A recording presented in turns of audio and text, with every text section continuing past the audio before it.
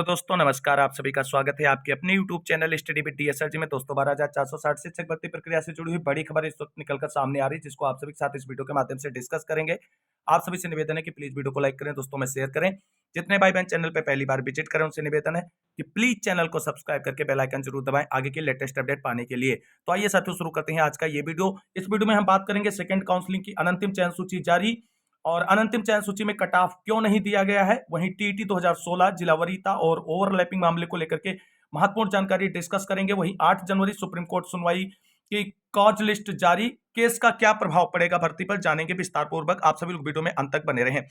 साथियों जैसा कि आप सभी लोग जानते हैं 12,460 शिक्षक भर्ती प्रक्रिया में सुप्रीम कोर्ट में याचिका डाली गई थी और 8 जनवरी को उस मामले की सुनवाई लगी हुई है। और आप सभी लोग जानते हैं कि 8 जनवरी को सुप्रीम कोर्ट में जो सुनवाई लगी है उसमें सरकार को अपना पक्ष रखना है।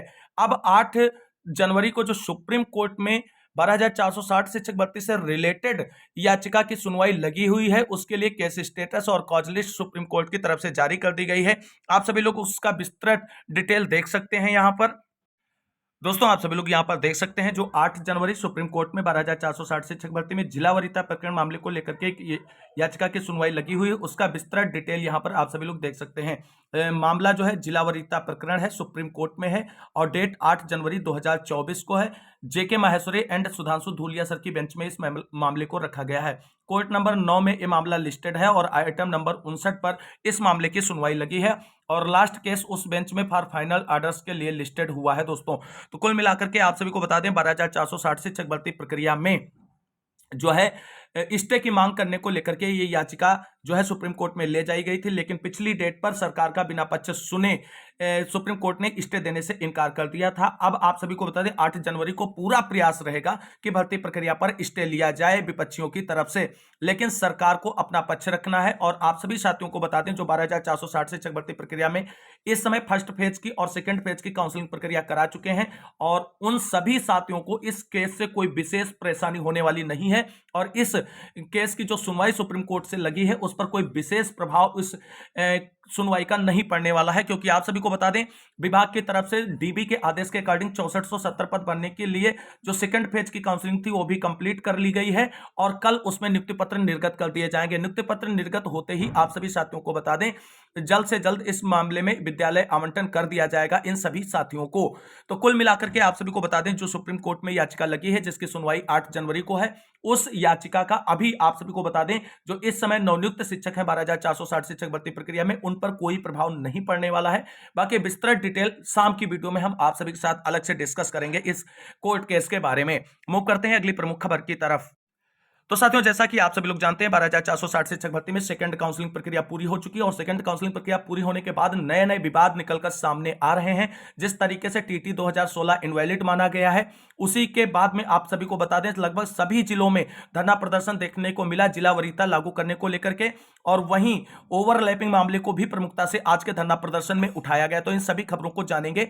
साथियों जैसा कि आप सभी लोग जानते हैं टीटी 2016 को भर्ती प्रक्रिया में इनवैलिड माना गया है क्योंकि जो भर्ती का विज्ञापन आया था वो 2016 में आ गया था और टीटी 2016 का रिजल्ट भर्ती के विज्ञापन की अंतिम तिथि के बाद में आया है। तो ऐसे में उन सभी अभ्यर्थियों को बाहर का रास्ता दिखाया जाएगा भर्ती से जिन्होंने टीटी 2016 का सर्टिफिकेट जो है लगा करके आवेदन किया था 12,460 शिक्षक भर्ती प्रक्रिया में। तो ये मामला पूरी तरीके से सॉर्ट आउट हो चुका है और इस बिहाफ पर किसी को जो नियुक्ति प्रक्रिया में शामिल नहीं किया जाएगा। वहीं जिला वरीयता को लेकर के लगातार सभी जनपद में धरना प्रदर्शन देखने को मिला और जो खबर निकलकर सामने आ रही है कि जिला सीतापुर में धरना प्रदर्शन के बाद जिला बेसिक शिक्षा अधिकारी की तरफ से और डीएम महोदय की तरफ से आश्वासन दिया गया है कि जिला वरीयता को लागू किया जाएगा। लेकिन आप सभी साथियों को आश्वस्त कर दें कि जिला वरीयता अब 12,460 शिक्षक भर्ती प्रक्रिया में लागू नहीं किया जाएगा क्योंकि second counselling open to all कराई गई है और ओपन टू ऑल काउंसलिंग संपन्न होने के बाद कॉमन मेरिट जारी की जाएगी विभाग की तरफ से और उसी के आधार पर नियुक्ति पत्र निर्गत किए जाएंगे। जिला वरीयता किसी भी जनपद में अब लागू नहीं की जाएगी, ना तो डीबी के आदेश में जिला वरीयता की बात की गई, वहां पर केवल कॉमन मेरिट के बिहाफ पर भर्ती प्रक्रिया को पूरा करने की बात की गई है। तो जिला वरीयता आप सभी को बता दें डीएम और बीएसए के आश्वासन के बावजूद भी भर्ती प्रक्रिया में लागू नहीं की जा सकती क्योंकि इस पूरी भर्ती प्रक्रिया को जो रेगुलेट कर रहे हैं वो सचिव सर रेगुलेट कर रहे हैं और कोर्ट के आदेश के अनुपालन में रेगुलेट कर रहे हैं। तो इसमें जिला बेसिक शिक्षा अधिकारी नाम मात्र के व्यक्तित्व हैं केवल और केवल सचिव महोदय के सहयोगी के रूप में कार्य कर रहे हैं। जो वो दिशा निर्देश देंगे उसी के अकॉर्डिंग वो भर्ती प्रक्रिया पूरी करेंगे। सचिव अपने जो भी चाहेंगे वो करवाएंगे। बाकी जिला बेसिक शिक्षा अधिकारी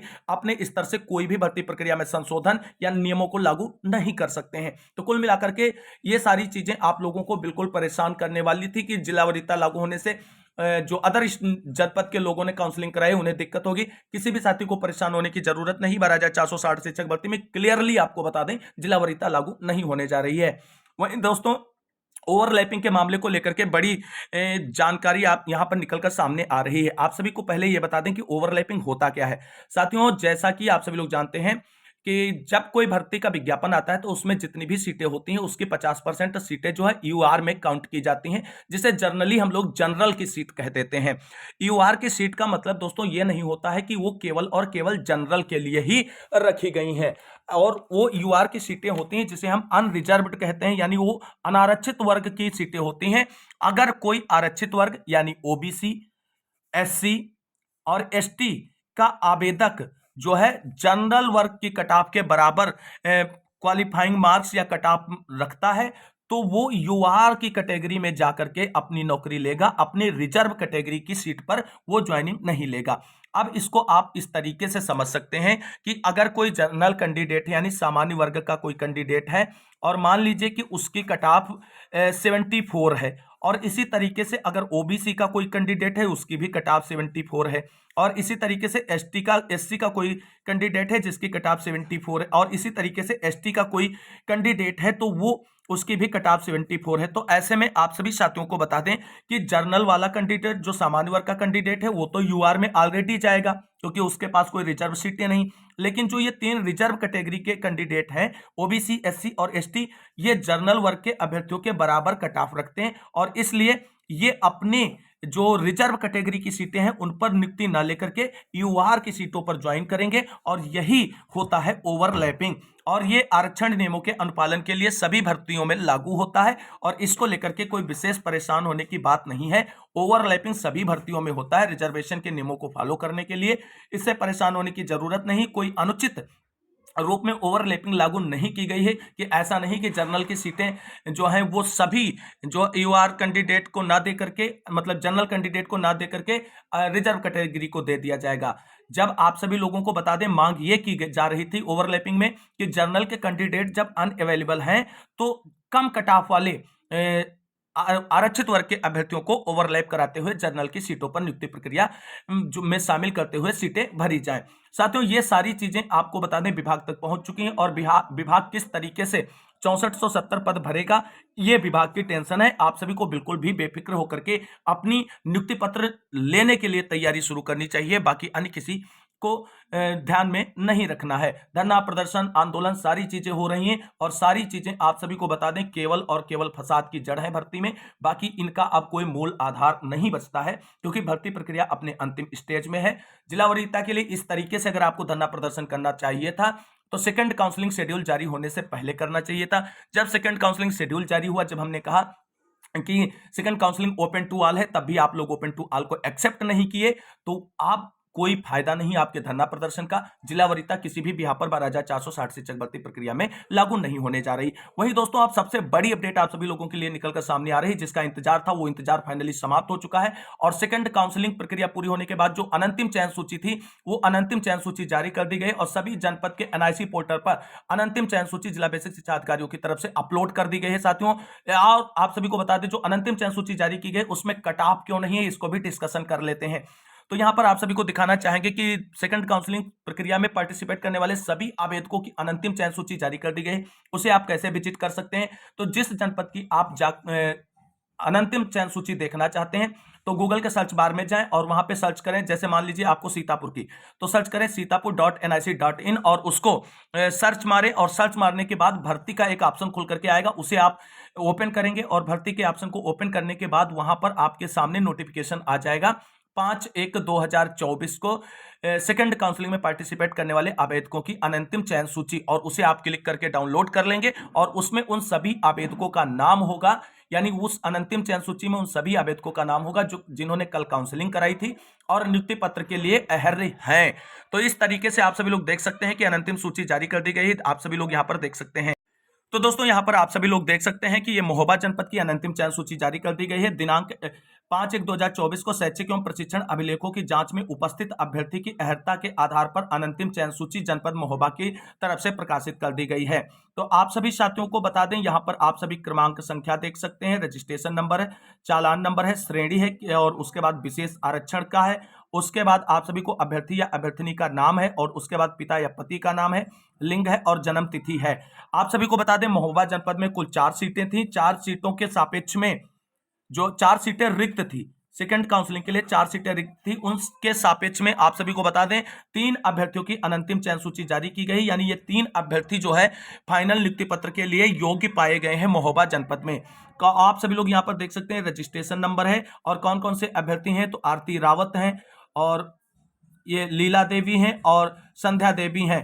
इन तीनों को जो है यहाँ पर क्वालिफाई करा दिया गया है अनंतिम चयन सूची के बिहाफ पर नियुक्ति पत्र के लिए। आप सभी को बता दें 1 सीट जनरल की थी और 2 सीटें एससी की थी और इन दोनों पर जो है फाइनल रूप से अनंतिम चयन सूची जारी कर दी गई और ये 5 तारीख को होने वाली जो सेकंड काउंसलिंग थी उसके बाद की अनंतिम चयन सूची है। अब दोस्तों बात कर लेते हैं इस अनंतिम चयन सूची में कट ऑफ क्यों नहीं दी गई है, कि यहाँ की इनकी इतनी कटाव थी और इनका चयन किया गया है। साथियों आप सभी को बता दें सभी जनपद की अनंतिम चयन सूची इसी तरीके की आपको देखने को मिलेगी और कटाव का डिसीजन आप सभी लोगों को बता दें बेसिक शिक्षा विभाग उत्तर प्रदेश की तरफ से लिया जाएगा और उत्तर प्रदेश जो बेसिक शिक्षा परिषद है सचिव प्रताप सिंह बघेल जी की तरफ से इन सभी जनपदों की अनंतिम चयन सूची प्रकाशित होने के बाद मेरिट लिस्ट और कटाव की लिस्ट जारी की जाएगी और उस कटाव के बिहाफ पर उस जनपद के जितने भी अनंतिम चयन सूची में शामिल अभ्यर्थी होंगे वो उनका निर्धारण किया जाएगा कि इन्हें नियुक्ति पत्र निर्गत करना है। तो किसी भी जनपद की अनंतिम चयन सूची में कटाव आपको देखने को नहीं मिलेगा, क्योंकि कटाव आपको बता दें इसके बाद विभाग की तरफ से फाइनली अपलोड की जाएगी और उसके बिहाफ पर नियुक्ति पत्र आप सभी को निर्गत कर दिए जाएंगे। तो कुल मिलाकर के आप सभी का जो इंतजार था अनंतिम चयन सूची का वो समाप्त हो चुका है और सभी जनपदों की अनंतिम चयन सूची जो है अपने एनआईसी पोर्टल पर अपलोड कर दी गई। आप सभी लोग वहां पर जाकर के चेकआउट कर सकते हैं अनंतिम चयन सूची में अपना नाम है कि नहीं है। तो कुल मिलाकर के 12,460 शिक्षक भर्ती प्रक्रिया से जुड़ी हुई महत्वपूर्ण जानकारी आप सभी के साथ डिस्कस की। उम्मीद करते हैं जानकारी अच्छी लगी होगी। अगर वीडियो अच्छा लगा तो लाइक करें, दोस्तों में शेयर करें और ऐसी लेटेस्ट अपडेट के लिए प्लीज चैनल को सब्सक्राइब करके बेल आइकन जरूर दबाएं आगे के लेटेस्ट अपडेट पाने के लिए। मिलते हैं अगली वीडियो में, तब तक के लिए सभी साथियों को जय हिंद, जय भारत, वंदे मातरम।